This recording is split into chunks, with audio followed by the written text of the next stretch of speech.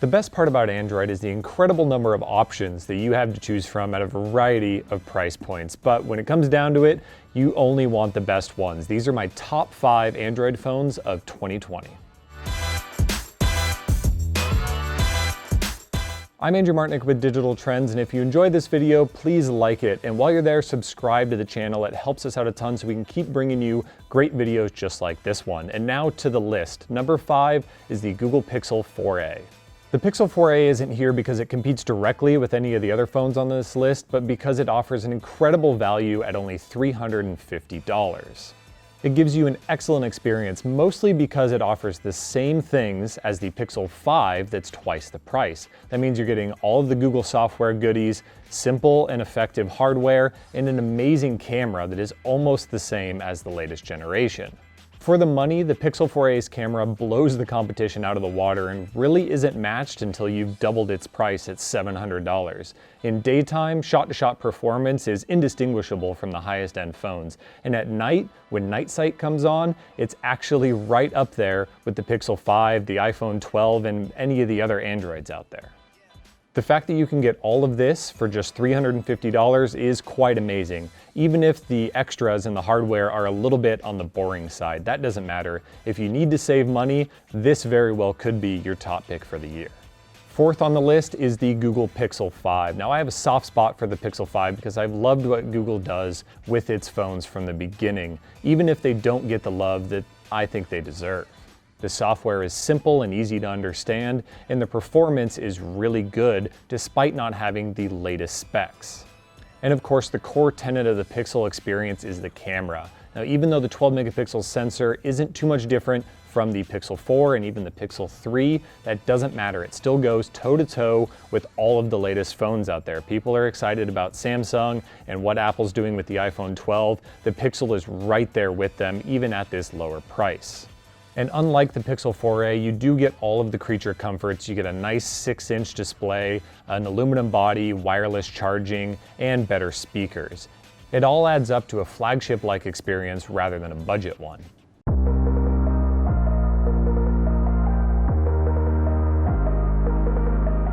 Number 3 on my list is the Samsung Galaxy S20 FE, or Fan Edition.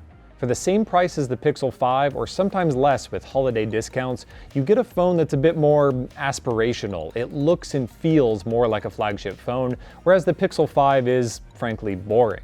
Coming down from the mainline Galaxy S20 and S20 Plus, the FE cuts corners where Samsung needed to, notably with the plastic on the back instead of glass, but that's one place where you really won't notice it, because you're going to put a case on it. Everywhere else, it feels like a high-end Samsung phone. You could hand someone an FE and an S20 Plus and they really wouldn't know the difference. You get a high refresh rate screen, solid specs, and everything else about the experience is Samsung top to bottom. That means you're getting the same feature set, you're getting the same software, and that includes all of the tweaks and all of the customization options that you expect from the high-end Samsungs. Of course, its cameras don't live up to those higher-end Samsung phones, which are of course $400 more, but the multi-lens arrangement gives you more versatility in shooting than, for example, the Pixel 5. It's the versatility of being capable of being all things to all people that makes the Galaxy S20 FE stand out as more of a flagship phone than a mid-range one. And that makes it a great choice even if you're not on a budget.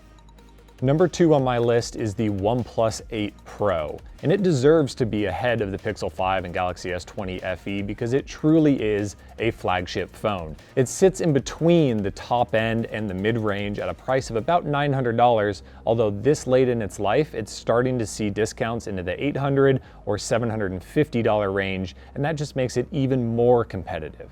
The metal and glass frame is fantastic, the display is huge and beautiful and has a 120 Hz refresh rate, and all of the specs inside back up the looks. OnePlus's software is some of the best in the business and it never slows down no matter what you can throw at it. And like the Pixel, it's really fast and simple to use. OnePlus also includes all of the guaranteed flagship features like wireless charging, super fast charging, water resistance, and a multi-lens camera system.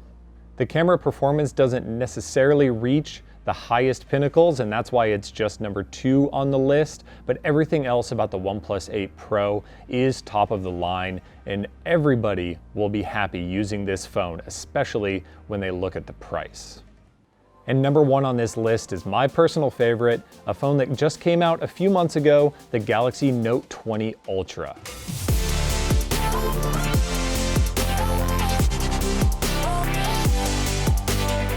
Samsung has done an amazing job iterating on this design, and the Note 20 Ultra is the pinnacle of it. This is the best phone of the year. In a single phone, you're getting the best hardware in the business, the best design available, the biggest and best screen on a phone, and all of the highest end specs and features. Nothing is left off the table in the Galaxy Note 20 Ultra. Samsung offers limitless options for theming and customization. You can turn this into your little computer in your pocket, more so than just being a regular smartphone.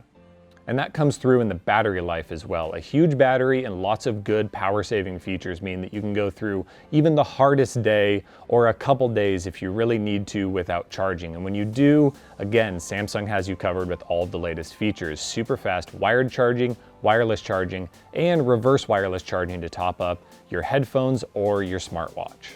The Note 20 Ultra would be my pick even if it didn't have an S Pen stylus, but it's there and it's useful for all of those little things that you wouldn't think about until you have it right there in the phone. You can make selections of text, you can mark up PDFs, and yes, you can draw and take notes. But the nice thing about it is that you put it away and you wouldn't know the difference.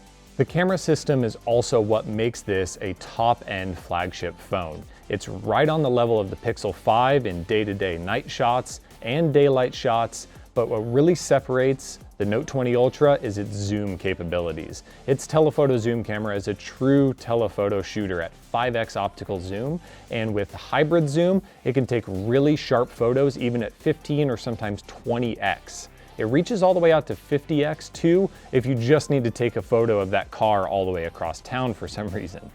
The only downside to be found here is that it's, well, gigantic. You could expect so with all of the features and specs and hardware on offer here. It's really tall and wide and heavy, and that's really tough to manage with one hand. But if you just give in and start using 2 hands for everything but the most basic functions, you're rewarded with that computer-like experience. There's nothing that the Note 20 Ultra can't do for you. So my top pick is the Galaxy Note 20 Ultra, but I want to know what your top picks for 2020 are. Do you agree with me on the Samsung front, or are you more into the Pixel realm of phones? Let us know in the comments down below.